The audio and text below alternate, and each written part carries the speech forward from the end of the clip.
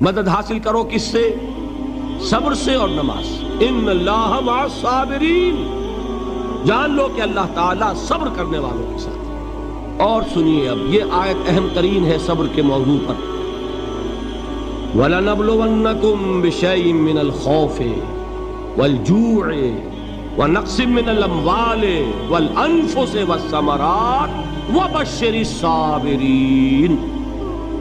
اور دیکھو ہم تمہیں آزمائیں گے، وَلَنَبْلُوَنَّكُمْ، ہم لازماً آزمائیں گے تمہیں، بِشَيْءٍ مِّنَ الْخَوْفِ، خوف کی کیفیت طاری کر کے، والجوع، بھوک، فقر اور فاقہ، وَنَقْصٍ مِّنَ الْأَمْوَالِ، مالی نقصان، والانفس، جانی نقصان، والثمرات، اور ثمرات، پھلوں اور میووں کا نقصان۔ میرے نزدیک یہاں پر ثمرات کا مفہوم ایک اور بھی ہے۔ ایک تو صاف تھا کھجور کی فصل تیار ہے، غزوہ تبوک جانے کا حکم مل گیا، کون اتارے گا؟ اور کھجور وقت پر اتری نہیں، برباد ہو گئی۔ یہ ہو رہا ہے نا میووں کا نقصان۔ اور میرے نزدیک یہاں یہ بھی ہے، بسا اوقات بہت سی محنتوں کا نتیجہ انسان دیکھتا ہے کہ ضائع چلا گیا، میں نے 10 سال محنت کی، حاصل کوئی نہیں ہوا۔ یہ ثمرات کیا ہیں؟ محنتیں، محنتوں کے ثمرات کا ضیاع۔ کوشش آپ نے کی، قسمت کی خوبی دیکھیے، ٹوٹی کہاں کمن، 2-4 ہاتھ جب کے لبے بام رہے۔ Be prepared. ایک شاعر کے یہ اشعار ہیں، وہ کمیونسٹ تھا، میں نام بھی نہیں لیتا، لیکن یہ کہ یہ اسی انقلابی، چونکہ ان کا بھی ایک انقلابی نظریہ ہے، انقلابی عمل میں یہ سارے مراحل آتے ہیں۔ کوئی سیٹ بیک آیا، فرض کیجئے کوئی ناکامی ہو گئی، تو اپنے ساتھیوں کو دل بدھانے کے لیے، یہ فصل امیدوں کی ہمدم اس بار بھی غارت جائے گی، سب محنت صبحوں شاموں کی اب کے بھی اکارت جائے گی۔ میرے نزدیک یہ ثمرات کا جو لفظ یہاں آیا ہے، وَنَقْصٍ مِّنَ الْأَمْوَالِ وَالْأَنفُسِ وَالثَّمَرَاتِ، سب محنت صبحوں شاموں کی اب کے بھی اکارت جائے گی۔ دھرتی کے کونوں کھدروں میں پھر اپنے لہو کی کھاد بھرو، پھر مٹی سینچو اشکوں سے، پھر اگلی رت کی فکر کرو، پھر اگلی رت کی فکر کرو، جب پھر ایک بار اجڑنا ہے۔ ایک فصل پکی تو بھر پایا، تب تک تو یہی کچھ کرنا ہے۔ ایک مقصد ہے سامنے، انقلاب برپا کرنا ہے۔ ایک کوشش ناکام ہو جائے کوئی پرواہ نہیں، نیکسٹ، پھر تیار رہو ناکامی کے لیے۔ ایسا نہ ہو جو انگریزی میں کہتے ہیں hope for the best but be prepared for the worst. ایسا نہ ہو کہ دوسری مرتبہ ناکام ہو کے بددل ہو جاؤ، تمہاری ہمتیں جواب دے جائیں، نہیں، پہلے سے تیار رہو کہ دوسری مرتبہ بھی ناکامی آئے تو آئے، لیکن جب تک کہ کامیابی حاصل نہیں ہوتی ہمیں یہ کام کیے تھے۔ صبر کا مادہ نہیں ہوگا تو آپ کام نہیں کر سکیں گے۔ اور اسی کا ایک دوسرا رخ ہے، جب آپ دعوت حق کے لیے کھڑے ہوں گے، پہلا قدم کیا آتا ہے؟ استہزاء، تمسخر، مذاق اڑانا، جس کی میں مثال اب دینا چاہتا ہوں محمد الرسول اللہ صلی اللہ علیہ وسلم کی شخصیت سے۔ دیکھیے ہم کیا اور ہماری بساط کیا، ہم کیا مبلغ ہوں گے، کیا داعی ہوں گے، ہمارے اپنے دامن پر داغ ہوتے ہیں، لیکن یہ کہ محمد الرسول اللہ کے دامن پر کوئی داغ تھا؟ ان کو تو سارے مکے والے الصادق الامین کہتے تھے، نہایت محبوب شخصیت تھے، ان کے لیے تو جا صادق، جا الامین، یہ الفاظ سننے میں آتے تھے، آنکھوں کا تارا۔ لیکن جب آپ نے دعوت اب شروع کی، اب قرآن مجید میں دیکھیے، کسی نے کہا مجنون ہو گئے، دماغ خراب ہو گیا، پاگل ہو گئے، اجی شاعر ہے، کچھ شعر توڑ لیتے ہیں، ہم پر بہت جماتے ہیں۔ کسی نے کہا ساحر ہے، کچھ جادو سیکھ لیا، یہاں تک کہ ایسے بدبخت بھی پیدا ہوئے، قرآن میں ہے ساحر کذاب، سحر کرنے والا جادوگر نہایت جھوٹا۔ یہ الفاظ کہے جا رہے ہیں کس کی شان میں؟ محمد الرسول اللہ صلی اللہ علیہ وسلم۔ قرآن میں نقل کیا گیا، یا ایھا الذی نزل علیہ الذکر انک لمجنون۔ کبھی آپ نے اس کا ترجمہ سوچا؟ اے وہ شخص دیکھیے تصور کیجئے حضور جا رہے ہیں، تشریف لے جا رہے ہیں، کسی دعوت میں ہے، تبلیغ میں، یا ویسے ہی تشریف لے جا رہے ہیں، اور کوئی ایک جمگھٹا ہے لوگوں کا، ادھر سے فقرہ آتا ہے، تیر کی طرح لگتا ہے دل میں جا کر محمد کے صلی اللہ علیہ وسلم۔ اے وہ شخص جس کا یہ خیال ہے کہ اس پر کوئی ذکر نازل ہو رہا ہے، ہمارے خیال میں تو تمہارا دماغ خراب ہو گیا۔ یا ایھا الذی نزل علیہ الذکر انک لمجنون، کہا کہ نہیں کہا؟ اور یہ نہ سمجھیے کہ حضور صلی اللہ علیہ وسلم کے قلب مبارک کو تکلیف نہیں ہوتی۔ میں قرآن سے ثابت کروں گا، میں کہیں کوئی کہانیاں بیان نہیں کرنا چاہتا۔ قرآن نے کہا ہے وَلَقَدْ نَعْلَمُ أَنَّكَ يَضِيقُ صَدْرُكَ بِمَا يَقُولُونَ، اے نبی ہمیں خوب معلوم ہے صلی اللہ علیہ وسلم کہ جو کچھ یہ لوگ کہہ رہے ہیں اس سے آپ کا سینہ بھجتا ہے، یہ جو گھٹن ہوتی ہے، صدمہ ہوتا ہے۔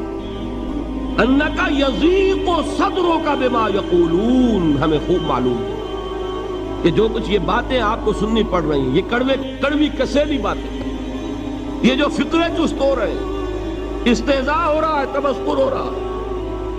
سورہ ہجر میں ہے، ایک جگہ کھڑے ہوئے لوگ قرآن کا مذاق اڑا رہے ہیں، بھائی فلاں آیت تم لے جانا، فلاں آیت میری ہوگی، اس کے ٹکڑے کر رہے ہیں، اس کے ٹکڑے حصے بکھرے کر کے قیمہ بنا کر ان آیات کا تمسخر اڑا رہے ہیں۔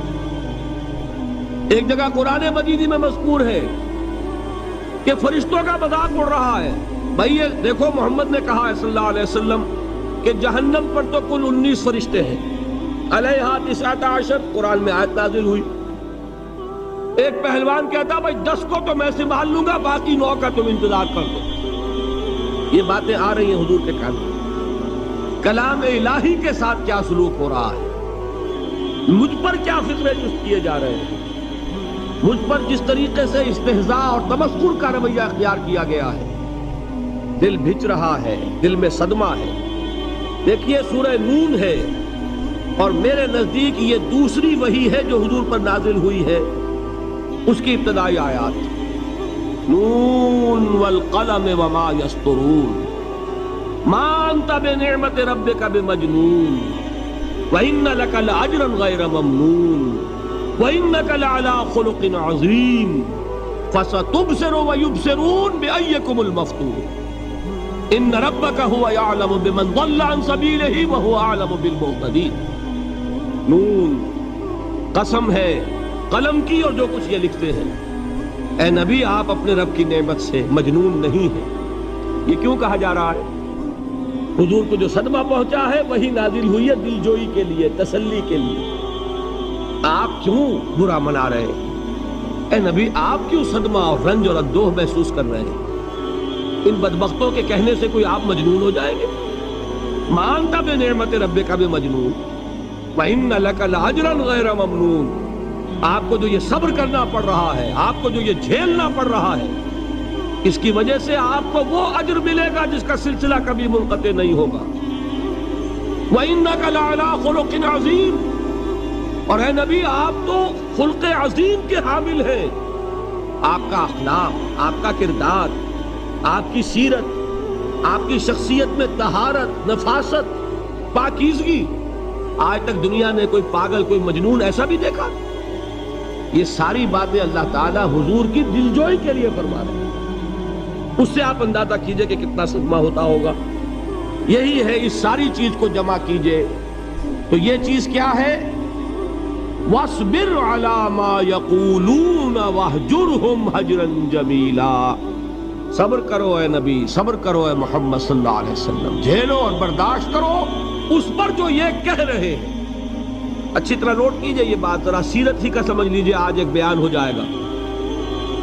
یوں سمجھیے جب حضور نے یہ کہا کہ مجھ پر وحی نازل ہوئی، فرشتے سے ملاقات ہوئی، تو اب وہ چہمے گوئیاں شروع ہو گئی، معلوم ہوتا دماغ خراب ہو گیا۔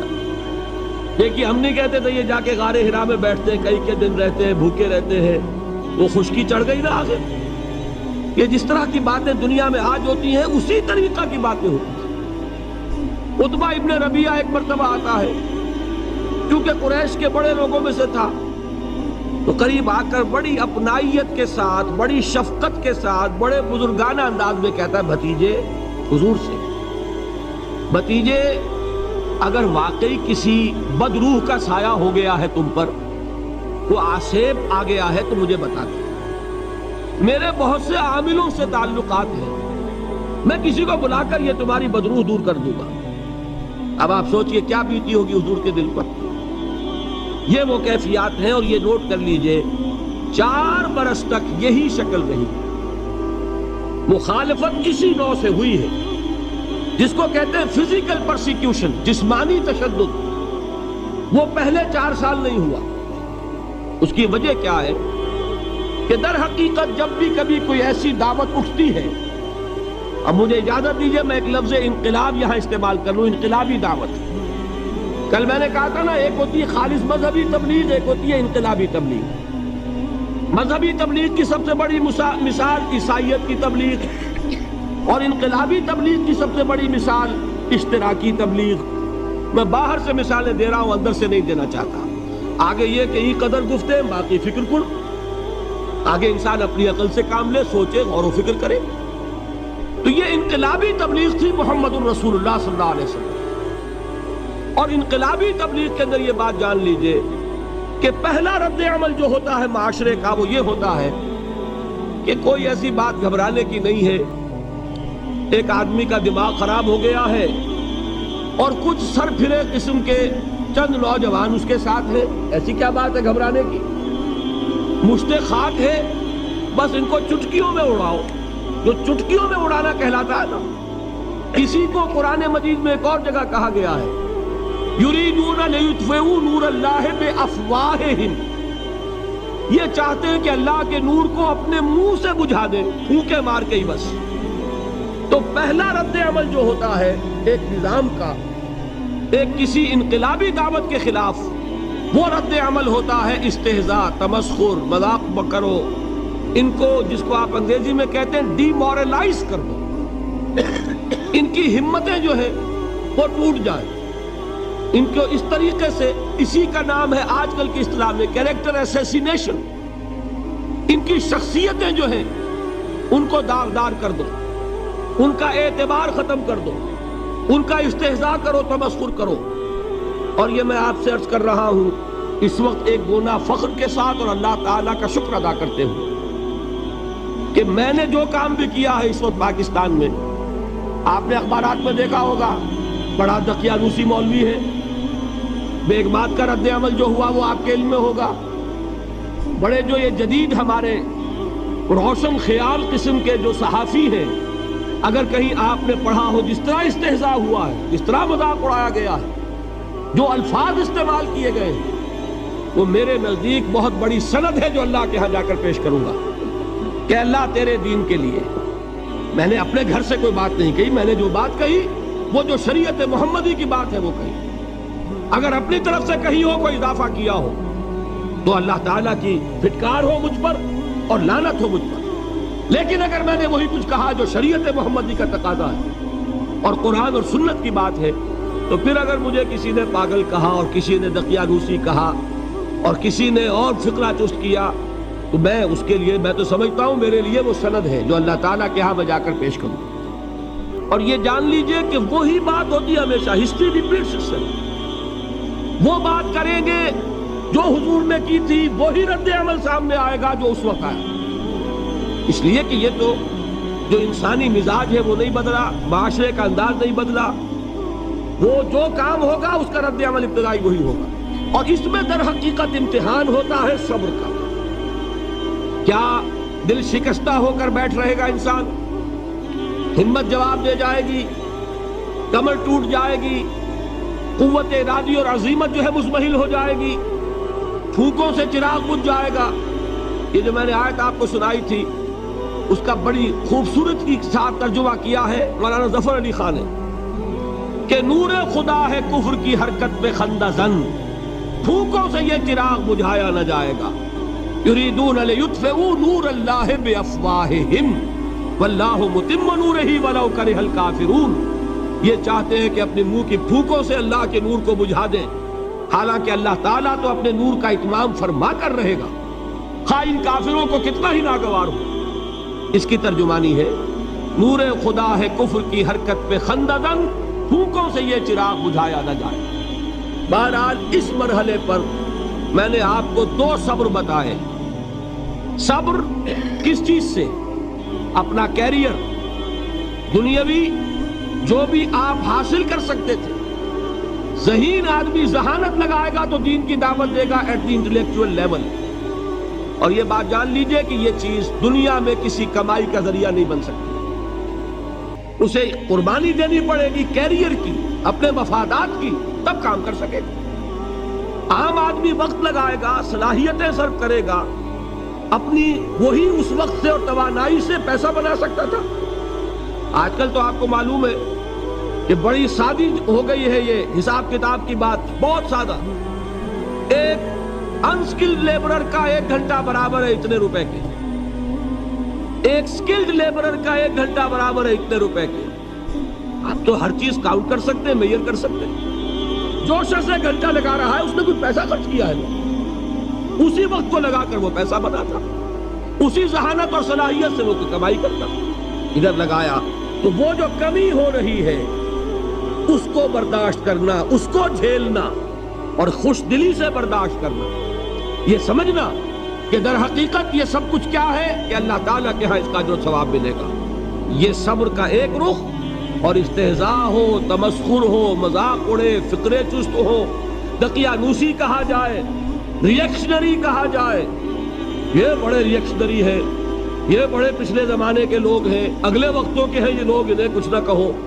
جو کہا جائے سنو، وَاصْبِرْ عَلَى مَا يَقُولُونَ وَاهْجُرْهُمْ هَجْرًا جَمِيلًا، اور صبر کیجئے محمد صلی اللہ علیہ وسلم۔ دیکھیے کوئی پہلو ایسا نہیں ہے جس میں ہمیں ہدایت قرآن مجید سے اور سیرت محمد صلی اللہ علیہ وسلم سے مل نہ جائے۔ اگر اللہ تعالیٰ مقام دعوت پر فائز ہونے کی توفیق عطا فرما دے تو جو مرحلے پیش آئیں گے وہ آپ کو نظر آ جائیں گے سیرت محمدی میں صلی اللہ علیہ وسلم، اور اس وقت حضور سے جو کہا گیا اس سے آپ کے دل پر بھی، اس کے زخمی جو آپ کا دل ہے، آپ کے احساسات ہیں، اس پر مرہم رکھا جائے گا۔ وَلَقَدْ نَعْلَمُ أَنَّكَ يَضِيقُ صَدْرُكَ بِمَا يَقُولُونَ، ہمیں خوب معلوم ہے کہ جو کچھ آج تمہیں سننا پڑ رہا ہے اس سے تمہارا سینہ بھجتا ہے، تمہیں رنج اور صدمہ ہوتا ہے، لیکن وَاصْبِرْ عَلَى مَا يَقُولُونَ، جو کچھ یہ کہہ رہے ہیں اس پر صبر کیجئے، اس کو جھیلیے اور برداشت۔ اچھا، اس مرحلے پر صبر کی ایک تیسری شکل ہے، اس کو بھی سمجھ لیجیے۔ وہ صبر ہے جو میں نے سورہ حامیم السجدہ کے حوالے سے آپ کے سامنے رکھا ہے۔ مقام دعوت پر جو شخص فائز ہو گیا ہو اس کے لیے یہ صبر لازم ہے کہ لوگ گالیاں دیں وہ دعائیں دیں، لوگ پتھراؤ کریں وہ پھول پیش کریں۔ اگر نہیں کرے گا دعوت نہیں آگے بڑھے گی۔ اچھی طرح سمجھ یہ جو قانون ہے السن بالسن والعین بالعین، آنکھ کا بدلہ آنکھ اور دانت کے بدلے دانت اور کان کے بدلے کان، یہ قانون ہے شریعت کا۔ یہ قانون مقام دعوت پر نہیں چلتا، مقام دعوت کا قانون اور ہے، جھیلو، برداشت کرو، مارے کھاؤ، ہاتھ نہ اٹھاؤ۔ اس کا نام ہے پیسو ریزسٹنس۔ وہ میں نے کل کہا تھا نا کہ 3 مجھے اصطلاحات آپ کو بتانی ہے اور اس کا مفہوم۔ تیسرے لیول پر جب آپ آ جائیں گے اقامت دین کی جد و جہد میں، اس کے لیے پہلا صبر کیا ہے؟ صبر محض۔ اب میرے پاس کوئی اور لفظ نہیں ہے ترجمہ کرنے کے لیے۔ صبر محض سے کوئی بات شاید بہت سے حضرات کی سمجھ میں نہیں آئے گی۔ صرف صبر کیا معنی؟ Passive resistance.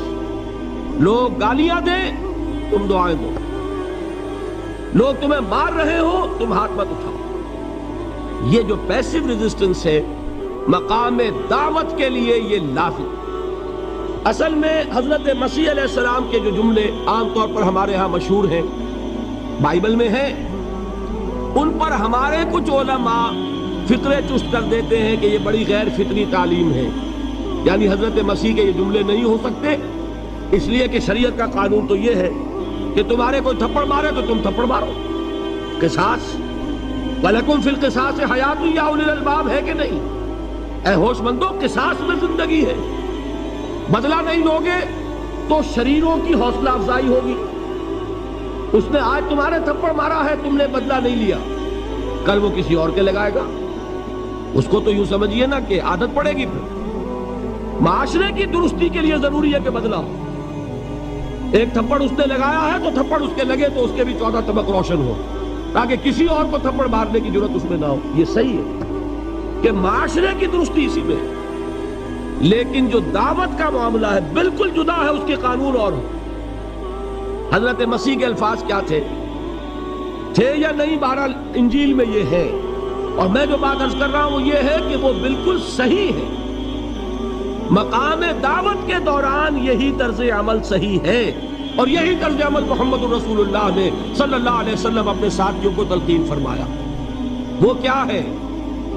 وہ الفاظ جو ہے انجیل کے وہ یہ ہے کہ اگر کوئی تمہارے داہنے گال پر تھپڑ مارے، بایاں بھی پیش کر۔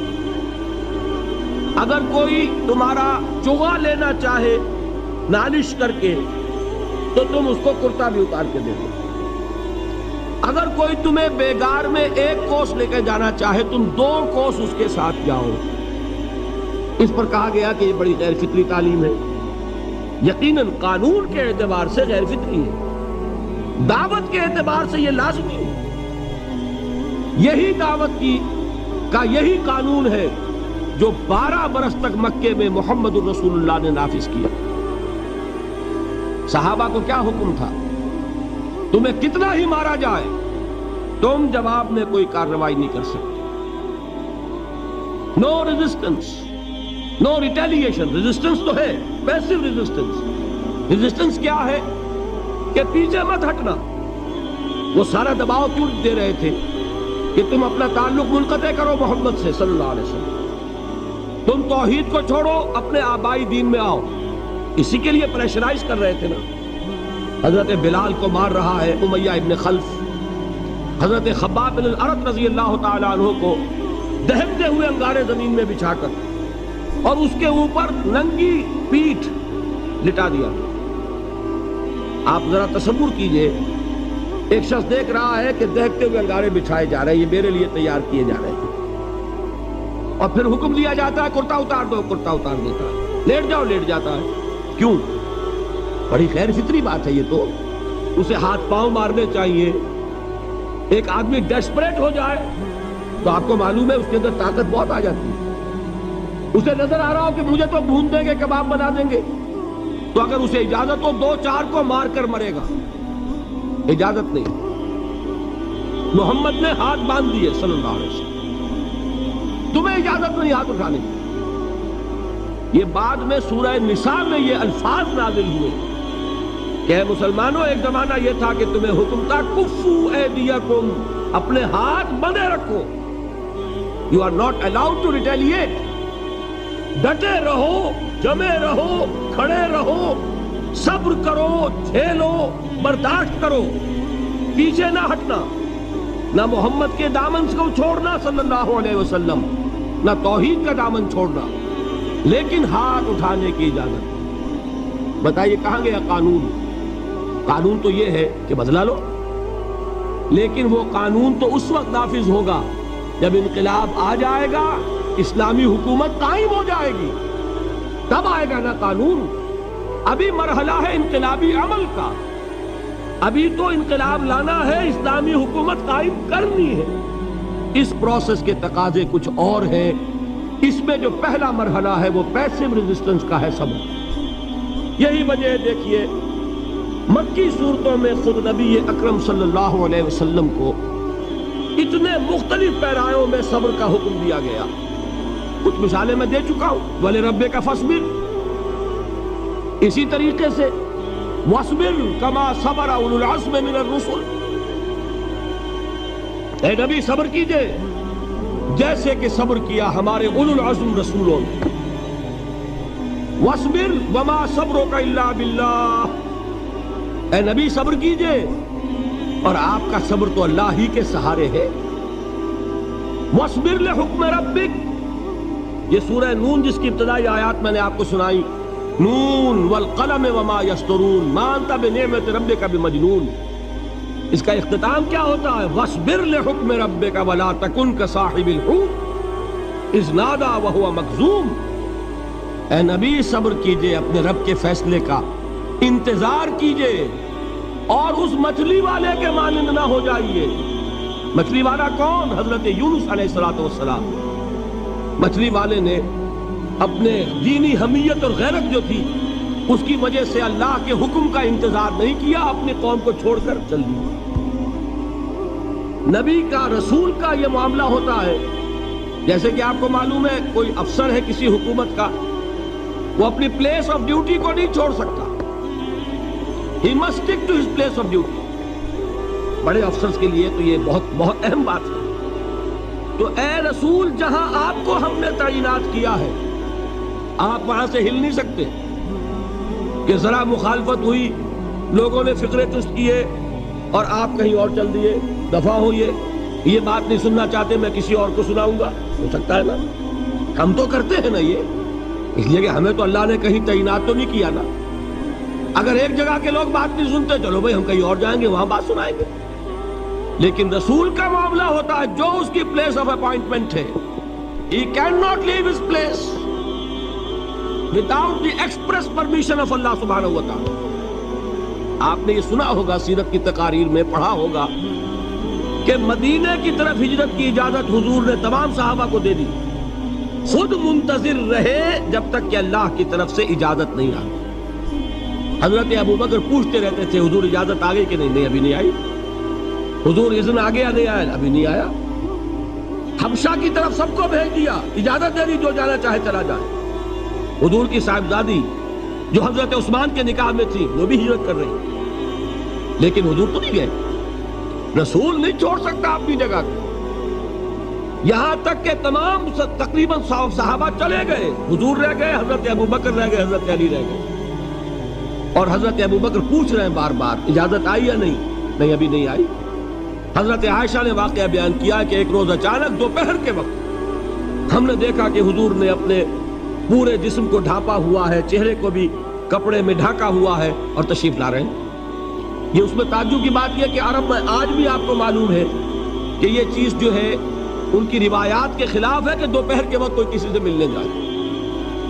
یہ وقت جو ہے قیلولے کا ہے، آرام کا ہے۔ آج کل وہ عصر اور ظہر کے مابین کا وقفہ، تو این ٹھیک دوپہر کے وقت تشریف لائے حضور۔ آپ نے آ کے حضرت ابوبکر سے فرمایا کہ اجازت آ گئی ہے۔ اس میں ایک قصہ تھوڑا سا اور بتا دوں، بہت دلچسپ ہے اور بہت ہمارے لیے سبق آموز ہے۔ حضرت ابوبکر نے بہت خوش ہو کر ایک بات کہی، حضور میں نے 2 اونٹنیاں تیار کی ہوئی ہیں۔ یعنی اب آپ وہ تو سوچتے تھے نا شاباش ملے گی کہ میں نے تیاری کی ہوئی ہے، میں نے 2 اونٹنیوں کو خوب کھلا پلا کے فربا کیا ہوا ہے، بڑی توانا ہے تاکہ ہم تیزی کے ساتھ سفر کر سکیں۔ حضور نے توقف کیا، فرمایا ہاں ٹھیک ہے، 1 اونٹنی میں استعمال کروں گا لیکن میں اس کی قیمت ادا کروں گا۔ حضرت ابوبکر کی آنکھوں میں آنسو آئے، روتے ہوئے کہا حضور مجھ سے یہ مغایرت، کیا یہ جان اور مال کسی اور کے لیے ہے؟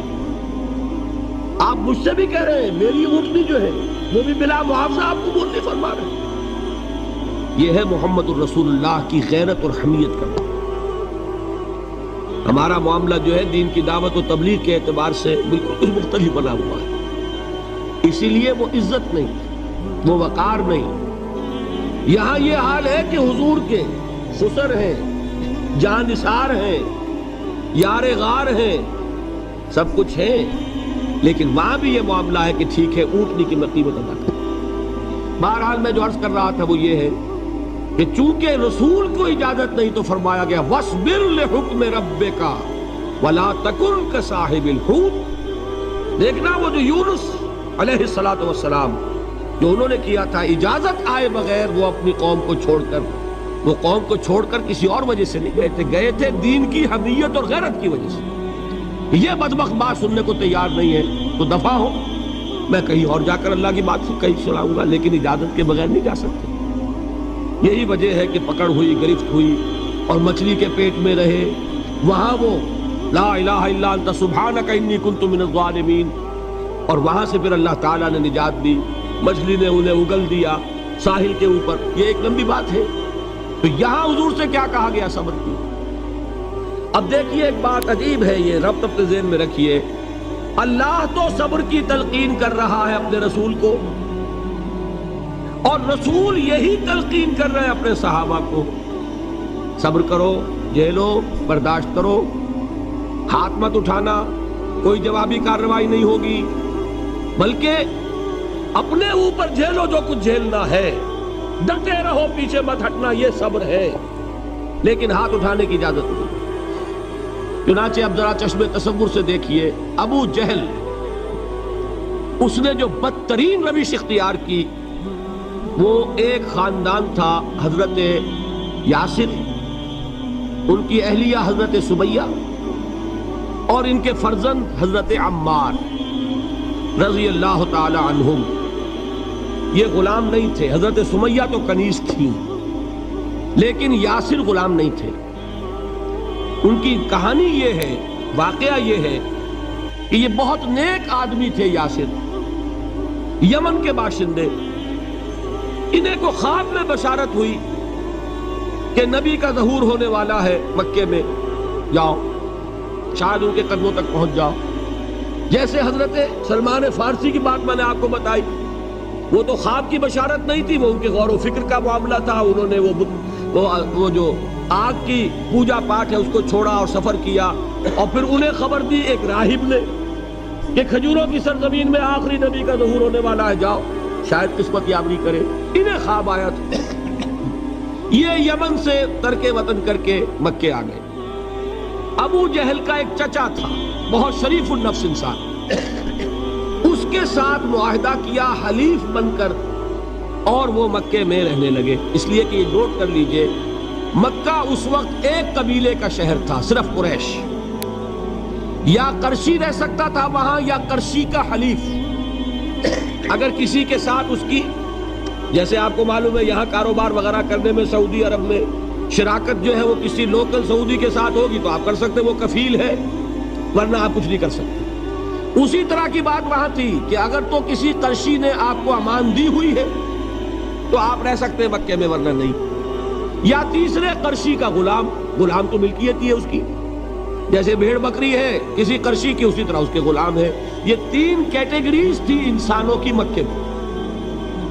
اسی کو نوٹ کیجئے کہ جو بیچارے غلام تھے وہ سب سے زیادہ ستائے گئے، اس لیے کہ غلاموں کے تو حقوق ہی کوئی نہیں تھے. ان کو تو اگر کوئی شخص اپنے غلام کو ذبح کر دیتا تھا تو بھی کوئی پوچھنے والا نہیں. بالکل ایسے ہی ہے نا، آپ کی بکری آپ نے ذبح کی، گوشت کھا لیا، کوئی آپ سے کوئی پوچھ سکتا؟ جب ملکیت ہے، آپ کی بکری آپ کی تھی، آپ نے ذبح کر دی. غلام آپ کی ملکیت تھا، آپ نے ختم کر دیا. کوئی اس میں جرم نہیں، کوئی باس پرس نہیں. یہ تھا حال غلاموں کا. بلال غلام تھے، ابو فقی غلام تھے، زنیرہ ایک کنیز تھی. ان کو جو ماریں پڑی ہیں اس کا آپ کو معلوم ہے. حضرت بلال کے ساتھ جو کچھ امیہ ابن خلف نے کیا، کہ جس طریقے سے کہ حیوانوں کی لاشیں جو ہے کھینچ کر گھسیٹ کر لے جائی جاتی ہیں، ان کی گردن میں رسی ڈال کر گھسیٹتے، اسی طریقے سے حضرت بلال کے گردن میں رسی ڈال کر ٹھیک دوپہر کے وقت مکے کی سنگلاخ گلیوں کے اندر گھسیٹا جاتا تھا.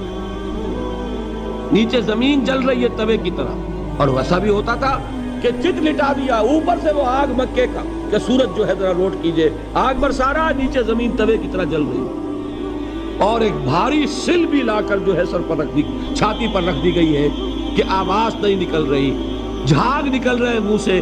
لیکن اس حال میں بھی احد احد احد، ایک ایک اللہ، قل هو اللہ احد، الفاظ نکلے. یہ ہے وہ صبر، یہ ہے وہ صبر. صبر علی الابتلاء، صبر علی الایذاء. یہ ابتلاء اور ایذاء پر صبر ہے. جھیلو، برداشت کرو، اس توحید پر قائم رہو، محمد کی رسالت کے اقرار کرتے رہو صلی اللہ علیہ وسلم، لیکن ہاتھ نہیں اٹھانا.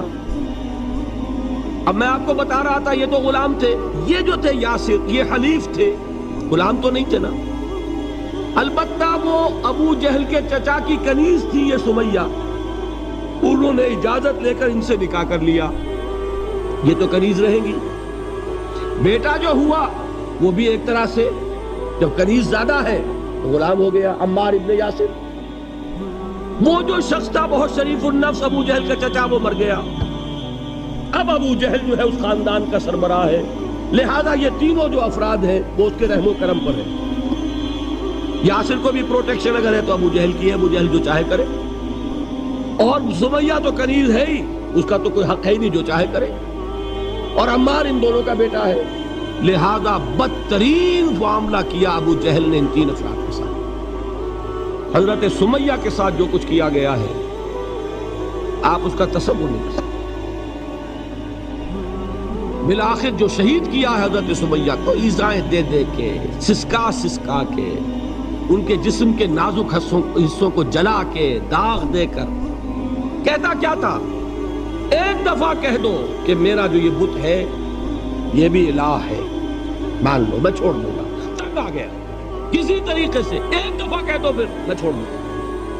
لیکن یہ میاں بیوی حضرت یاسر اور حضرت سمیہ رضی اللہ تعالی عنہما، یہ ہے ثبات، یہ ہے صبر، یہ ہے استقلال، ایک مرتبہ بھی کہنے کے لیے تیار نہیں، جو چاہو کر لو، اب ہم تو اس سے پیچھے نہیں ہٹیں۔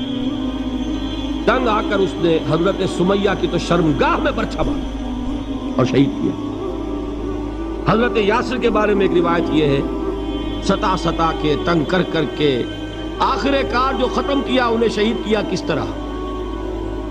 4 سانڈ اونٹ جوان، ان سے رسے باندھے، ایک رسے سے ایک بازو باندھا، دوسرے سے دوسرا بازو باندھا، تیسرے سے ایک ٹانگ باندھی، چوتھے سے دوسری ٹانگ باندھی، اور چاروں کو دوڑایا ہے کہ جسم کے برخے ہو۔ اس حال میں کیا ہو رہا تھا وہ میں بتا رہا ہوں کہ اللہ تو تاکید کر رہا ہے اپنے نبی کو، اصبر وَلِرَبِّكَ فَاصْبِرْ وَاصْبِرْ عَلَى مَا يَقُولُونَ وَاصْبِرْ وَمَا صَبْرُكَ إِلَّا بِاللَّهِ وَاصْبِرْ لِحُكْمِ رَبِّكَ وَلَا تَكُنْ كَصَاحِبِ الْحُوتِ۔ اس وقت سامنے سے حضور گزرتے تھے جبکہ آل یاسر کے ساتھ یہ معاملہ ہو رہا ہے، کیا فرماتے تھے؟ اصبروا یا آل یاسر فإن موعدکم الجنہ، اے یاسر کے گھر والوں صبر کرو، جھیلو، اس لیے کہ تمہارے وعدے کی جگہ جنت ہے۔ اللہ تعالیٰ ادھر آنکھ بند ہوگی ادھر جنت میں تمہارا داخلہ ہو جائے گا۔ یہ ہے تواصوا بالصبر، والعصر ان الانسان لفی خسر۔ یہ تواصوا بالصبر پر کون عمل کر رہا ہے؟ محمد الرسول اللہ صلی اللہ علیہ وسلم۔ اس میں بھی ایک بات ہے، وہ بھی سمجھ لیجئے، دین میں جہاں عظیمت ہے رخصت کا پہلو بھی ہے۔ یہ جو نوجوان تھے، یہ بوڑھے والدین کا تو وہ مقام ہے، یہ رتبہ بلند ملا جس کو مل گیا، ہر مدعی کے واسطے دار و رسم کہاں؟ حضرت سمیہ اور حضرت یاسر۔ نوٹ کیجئے، میں ایک اعتبار سے کہا کرتا ہوں، سید الشہداء یہ بنے کہ نہیں بنے، ان کو جو فوقیت حاصل ہوئی، الفضل للمتقدمین، سب سے پہلی جان دینے والی یہ خاتون، اور سب سے پہلی جان دینے والا اللہ کے لیے، توحید کے لیے، محمد کی رسالت کے لیے صلی اللہ علیہ وسلم، دے تو بھی محمد کی صداقت کی گواہی۔ یہ صداقت کی گواہی دیتے ہوئے انہوں نے اپنی جانیں دے دی۔ لیکن جو نوجوان عمار ہے اس نے رخصت کی راہ اختیار کی، جھیلا نہیں گیا، برداشت نہیں ہو سکا، ایک مرتبہ کلمہ کفر زبان سے نکال دیا، ابو جہل نے چھوڑ دیا، لیکن اب پشیمانی طاری ہوئی ہے، میں کیا کر بیٹھا۔ اس کے بعد انہوں نے اپنے آپ کو ایک ستون سے باندھ لیا کہ حضور ہی آ کر مجھے اگر یہاں سے کھولیں گے تو میں کھلوں گا، ورنہ میں یہی اپنے آپ کو ہلاک کر دوں گا، مجھ سے کیا ہوگا۔ حضور خود تشریف لائے، دست مبارک سے کھولا، کہا کہ یہ بھی دین میں اجازت ہے، کلمہ کفر کہہ کر جان بچا لینے کی اجازت ہے۔